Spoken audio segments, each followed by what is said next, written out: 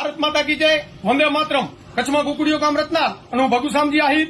રત્નાલની અંદર આહિર સમાજના લોકો અને હિન્દુ સમાજના લોકો 50 થી 60 લોકો છે કે જે ભારત માતાની સેવા કરવા તૈયાર છે. તો ભુજના કલેક્ટર સાહેબને વિનંતી કે અમને બોર્ડર ઉપર જવા દે તો અમે દેશની સેવા કરશું. અમને ટ્રેનિંગ પામેલા નથી કે અમે તોપું ચલાવી શકીએ, પણ દેશની સેવા તો 100% અમે કરશું. મેડિકલનું કરશું, અમે રસોઈ પણ બનાવશું અને અમને ડ્રાઇવિંગ આવડે છે તો ડ્રાઇવિંગ પણ કરશું. અમે અમારી ગાડીઓ લઈને જાશું.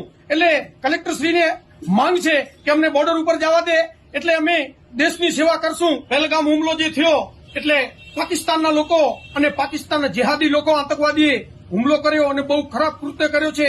એટલે મોદી સાહેબ અમારી માંગ છે કે સીધી લડાઈ કરો. તો લોકો એમ કે છે કે લડાઈ કરવાથી 10 વર્ષ દેશ પાછળ થાય.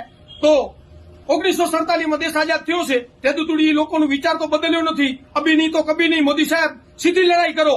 તમારી સત્તામાં જો લડાઈ ન થાય તો કાંઈ રાહુલ ગાંધીની સત્તામાં લડાઈ નહીં થાય. અભી નહીં તો કભી નહીં. સીધી લડાઈ કરો અને આતંકવાદીનું ખાત્મું કરો. આ અમારી માંગ છે. તન સમર્પિત, ધન સમર્પિત, દિલ ચાહતા है भारत माता मैं कुछ और भी दूं. भारत माता की जय, वंदे मातरम. जय जय श्री राम, जय श्री राम.